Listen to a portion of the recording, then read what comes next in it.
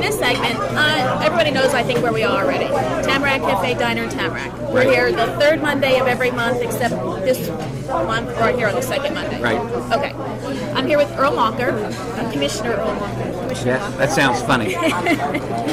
Former editor of the Sun-Sentinel, just recently retired. And we off camera, we'd had a conversation about social media, and I wanted to put it out there because I thought you have a really interesting perspective. Having seen the differences from when you got here in 1980 and been in the business since the 70s to today, and the explosion of all of these. I mean, I thought the funniest thing was I'm tweeting.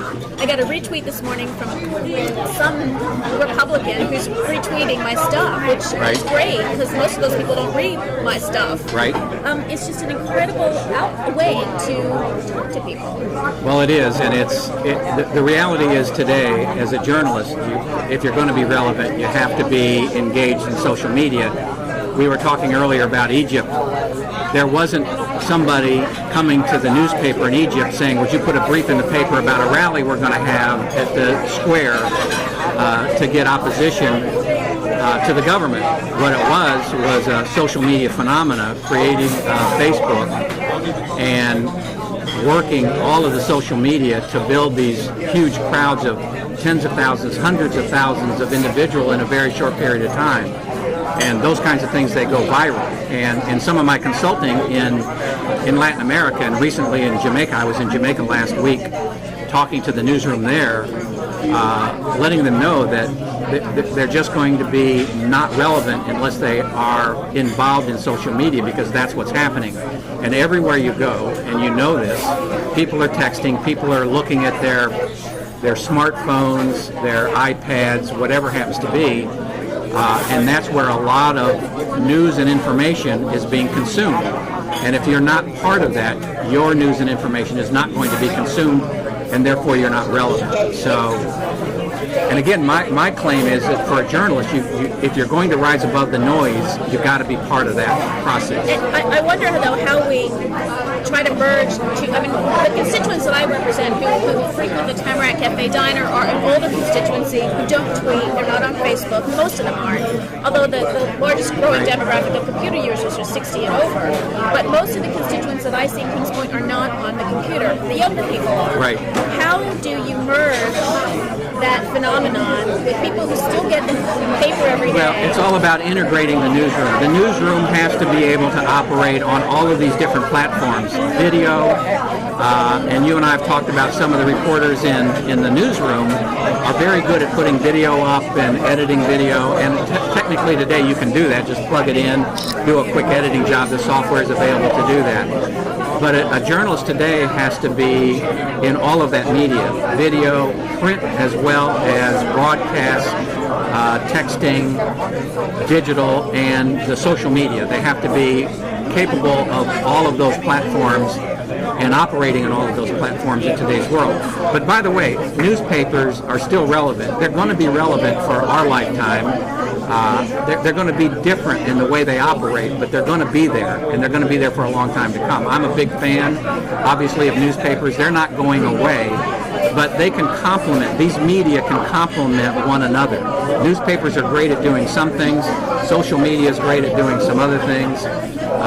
Electronic media is great at doing some other things. The whole idea now is a newsroom has to be truly integrated and operating on all those platforms. When during the last election cycle, the Sun-Sentinel didn't do editorial board interviews with municipal candidates. Well, we did. We just didn't do. We did the higher profile candidates, and then we did all the judicial candidates because nobody really knew who the judges were. So, yes, we cut back on some of that just simply because we couldn't staff it. And the elections, I forget what there was, 200, 400 elections between Palm Beach County and Broward County. There just was no way physically to do that anymore. So that's not necessarily going to be the standard now. If there are fewer candidates. Well, hopefully what we can do, or the Sun-Sentinel can do, is be sort of the community hub and allow candidates to put their content up on the website of the Sun-Sentinel, where many, many people go and build communities of interest. And that's really what the newspaper has to do now, is be relevant in delivering communities of interest to public. I saw too that you do, they, not you, I guess anymore, they do all of the candidates at the same time. Yes. I mean, you went in, you had a set time, you went in, and your opponent went in a different Right. time. Why the change? Well, for a couple of reasons. Number one is to get a dialogue going where the editorial board feels they can get a sense of each of the individuals, and it's also a time issue. There just aren't the number of people on editorial boards that there used to be. When I was editor, we downsized the staff almost half of what it was, and plus having all the responsibilities of the social media and the other platforms. So some things have to change.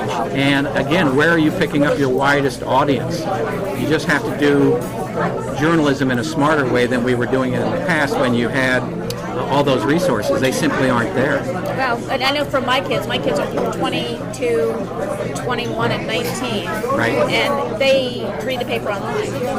They won't know what it's like to get a morning paper.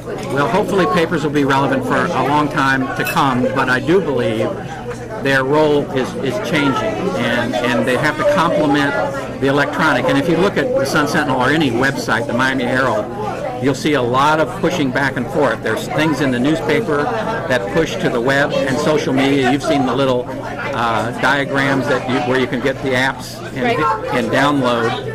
And the website will push people to the content in the paper. So there has to be a complementary arrangement, because newspapers are not just newspapers, they're media companies. And now they're producing content for all platforms. Do you think that for public servants, for elected officials, using this is a good idea? I mean, I came to it reluctantly, but I'm on Facebook, I tweet, I do these YouTube things because I want to talk to the people directly. Since, quite frankly, I can't get my message out through the traditional media forums. But is there a point where there's too much information? Well, there's going to be too much information, and it has to be filtered. But if you're going to be relevant, you have to be in that new media, whether you're a public official or not. It's just really required, especially if you want to reach that younger demographic. You're going to have to do that, and that's the way to do it. Even as an old stodgy editor for 30 years, I had a tweet account, I had a Twitter account, I had a Facebook page.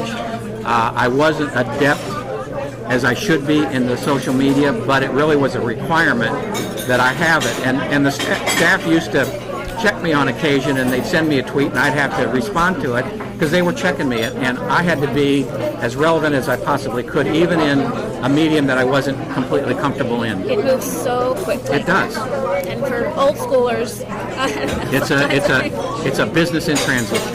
It is. All right. Thank you so much. My pleasure. For being here this morning. Thank you. Earl Mocker, Lighthouse Point City Commissioner and former editor of the Sun-Sentinel. Really, thanks for coming way out west My pleasure. this morning Thank you. and talking to us. You were really terrific. My pleasure. Thanks. Thank you.